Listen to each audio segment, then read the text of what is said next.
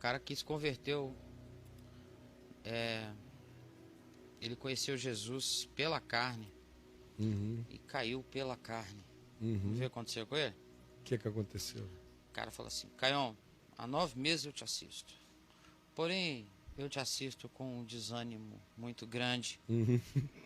Imagina o cara achando. Já vida, vamos assistir o Caio. Papo de graça. Por que ele não transforma aquelas 3 horas em 3 minutos? Lá vou eu ligar o computador. Lá vou eu, pelo amor de Deus. Ai, Caio, termina logo. Exatamente. A pessoa liga pra ele e diz: não, agora eu não posso, eu tô assistindo, cara. Tô aqui com o Caio.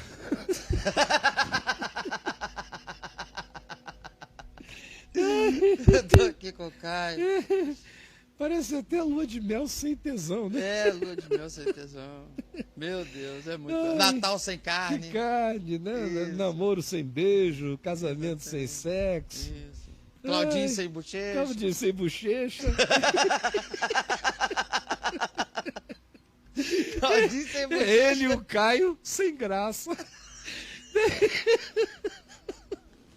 Deve ser uma companhia horrorosa. Isso, Há 9 meses.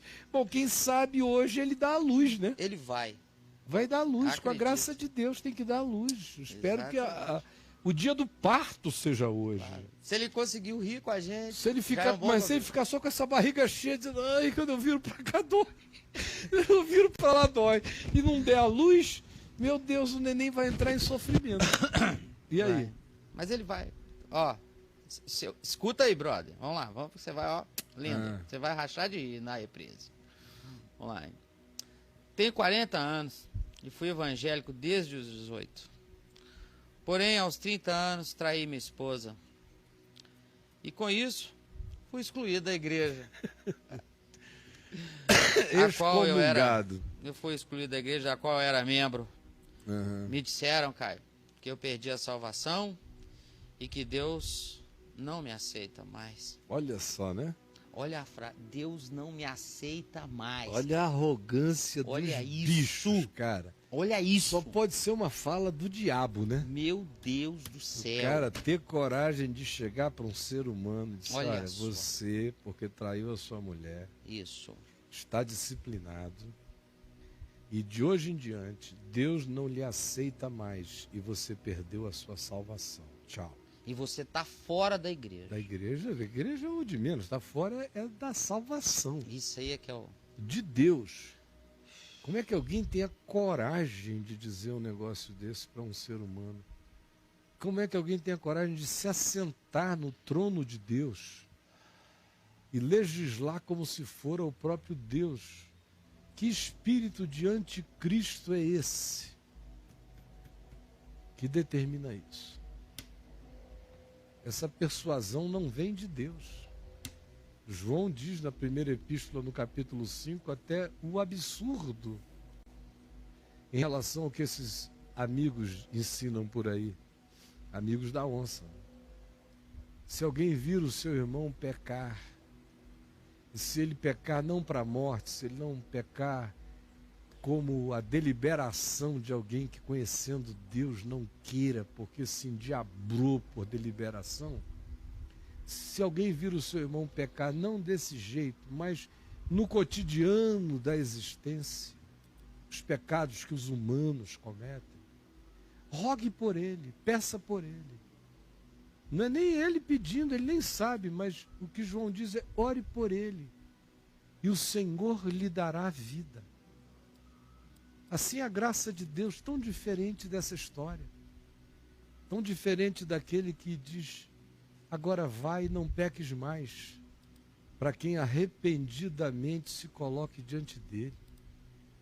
O que lhe disseram, meu amigo, é algo que quem gosta de falar é o diabo, mas não vem nem da boca de anjos e nem daquele que derramou o seu precioso sangue para resgatar você para sempre. E continue, Bruno. Ele segue. Tentei voltar para a igreja. Não quer ficar lá, né? Quer? Pedi para o meu pastor me aceitar de volta. Olha o que o pastor dele falou para ele, cara. Olha isso. Mas meu pastor disse que nem a cruz de Cristo daria jeito em mim, uma vez que caí em pecado. Já pensou? Olha isso. Nem a cruz. Olha o Jesus desse pastor. É. Me ajude, Caio. Preciso saber que Deus me ama e que, apesar do meu erro, meu nome ainda está escrito no livro da vida. Minha esposa se divorciou de mim na época, hoje se casou de novo. Meus filhos moram com ela. Estou só. Mas desde o divórcio e minha exclusão da igreja, perdi a alegria. Jesus me rejeitou, Caio. Não há mais salvação para mim. Olha só o que esse pobre, ignorante ou mal intencionado ou estúpido ou entupido fariseu, pastor, disse a ele. Deve ter vindo para ele com aquela doutrina arminiana da perda da salvação, que se baseia fundamentalmente aqui em Hebreus, no capítulo 6, no verso 4, que é o texto predileto desse pessoal para ameaçar esse povo. Caião. É impossível, pois, aqueles que uma vez foram iluminados e provaram o dom celestial e se tornaram participantes do Espírito Santo, que é o que o pastor dele diz para todo mundo que está na igreja, que eles provaram isso aqui, embora o cara não tenha provado nada e esteja vivendo na carne e nem conheça ainda o Evangelho, mas pelo fato de estar na igreja se assume que ele foi iluminado, provou o dom celestial e se tornou participante do Espírito Santo.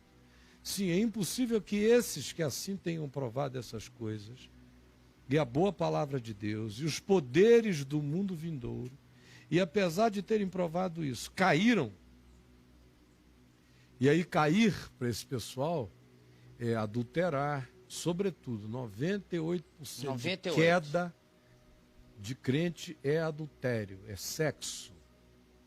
Se ele roubar a Comissão de Direitos Humanos e ninguém souber e der para a igreja, foi uma bênção. Se ele fizer qualquer outra coisa, é um direito dele fazer. O Espírito Santo fala com ele diferente, é o que eles dizem. Diferente até da palavra. Mas quem sou eu para dizer que, mesmo sendo contra a palavra, ele que está falando tudo em nome de Jesus está errado?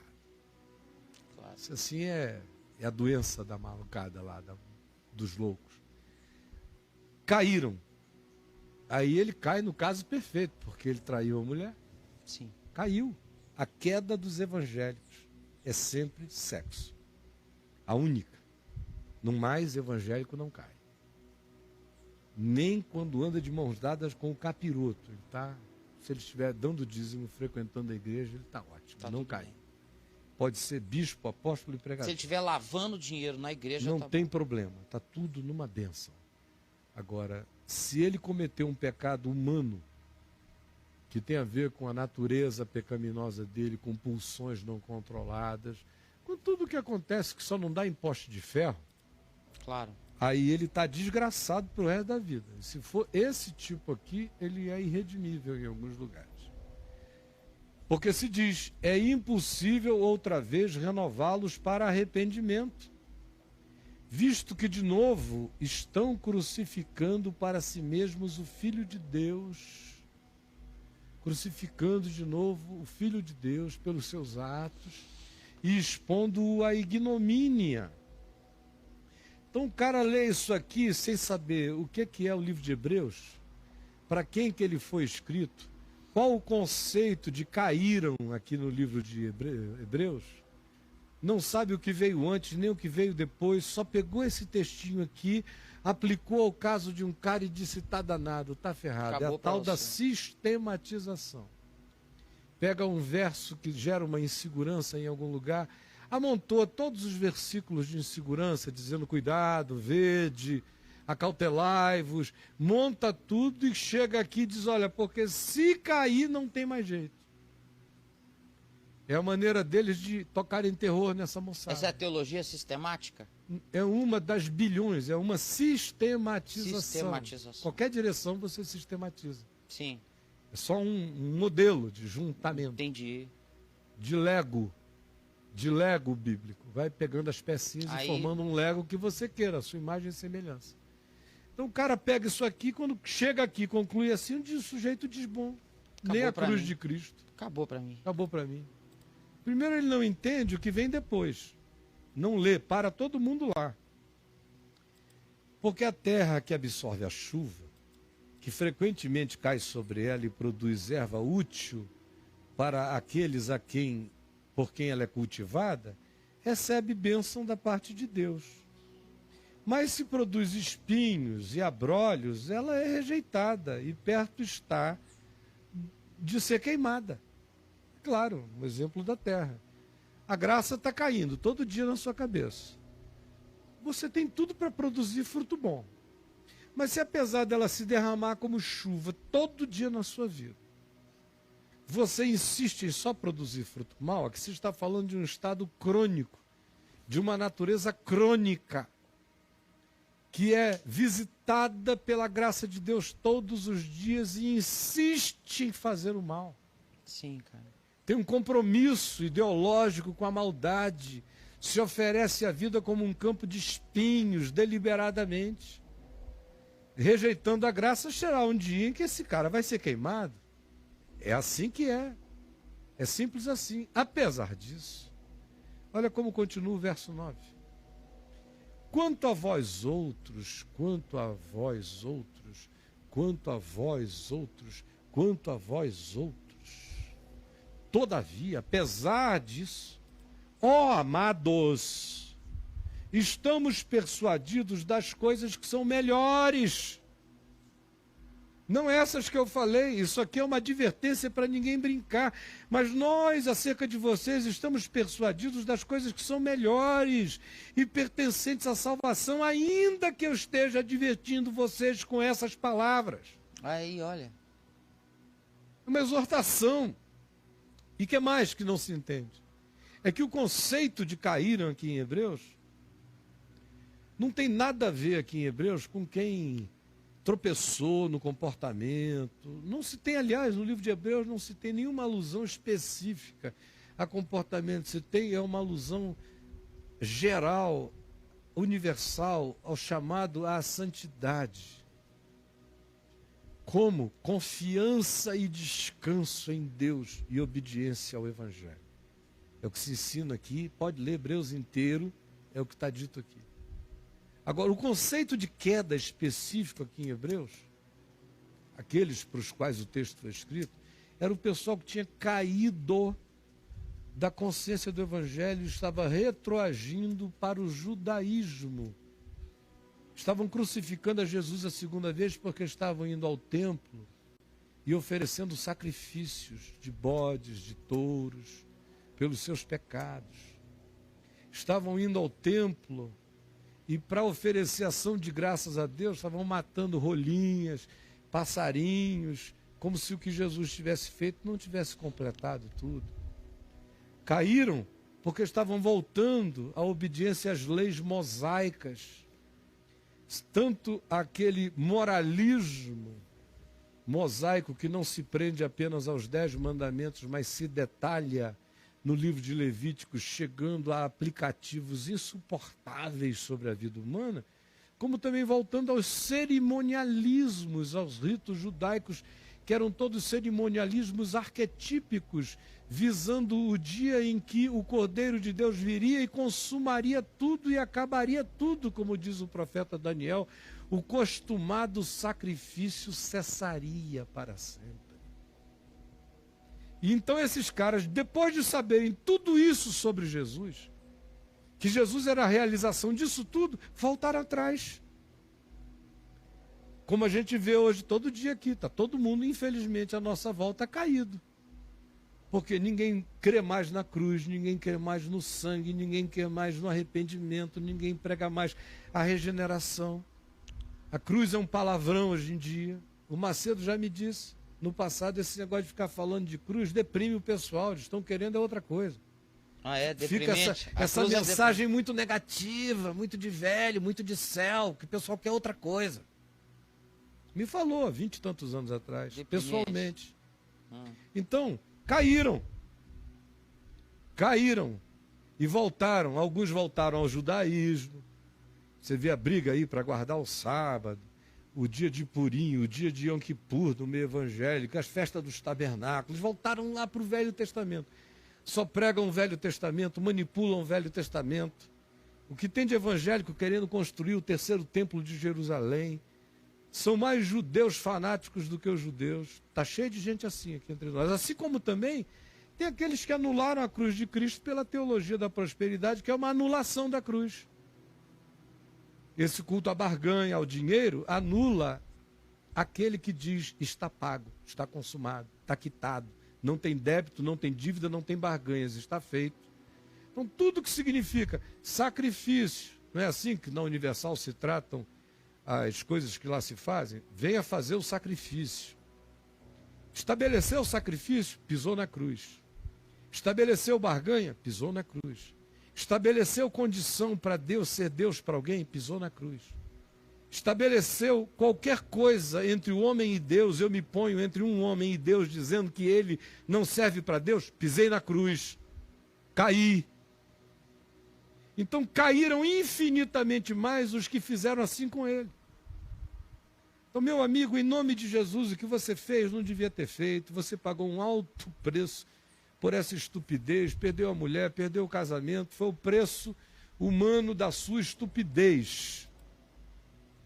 Agora, em nome de Jesus, eu estou lhe dizendo, não aceite que diabo vestido de pastor nenhum separe você de Deus, porque a cruz de Jesus é a solução do Senhor para esse pastor doido, tanto quanto é para você, para mim, para todos nós, porque os nossos pecados estão perdoados.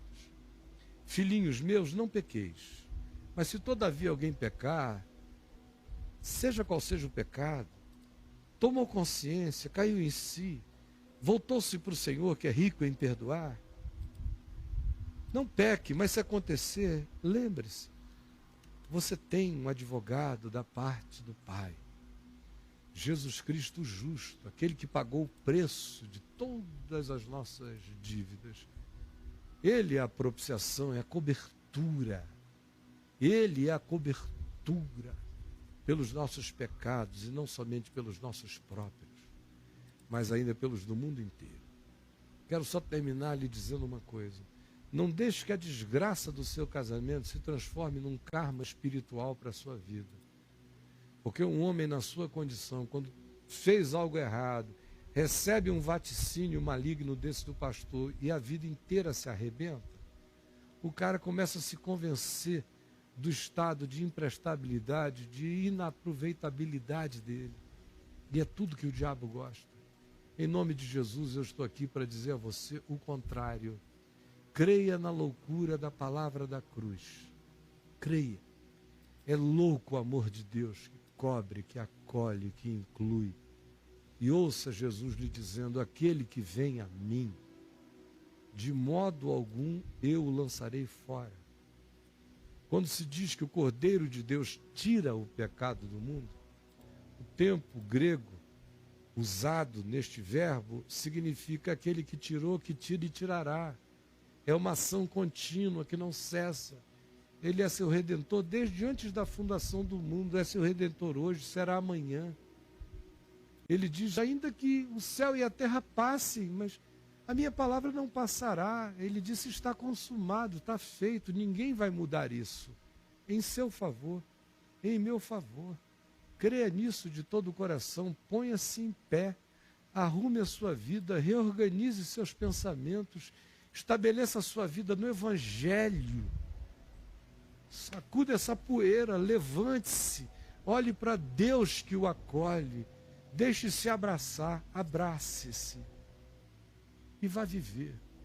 Você de no Evangelho agora, vai ser feliz, em nome de Jesus. E eu espero que esse parto dê à luz a um ser humano novo. Você que a gente começou aqui brincando, dizendo que está 9 meses aí, dizendo que tem que assistir o Caio. Ai, meu Deus, isso é um desânimo. É. Em nome de Jesus, amigo, ponha-se em pé. Seus pecados estão perdoados. Amém. Se não estiverem, que os meus não estejam. Se os seus não estiverem, que os meus não estejam. Eu não estou brincando de perdão de pecados, e como eu não quero viver diante de Deus sem os meus pecados perdoados, eu não brinco disso, só estou dizendo isso diante do que serei cobrado diante de Deus, porque eu tenho convicção do que eu estou lhe dizendo. Os seus pecados estão perdoados. Amém. Agora levante a cabeça, vá em paz, organize a sua vida e caminhe no Evangelho, em nome de Jesus.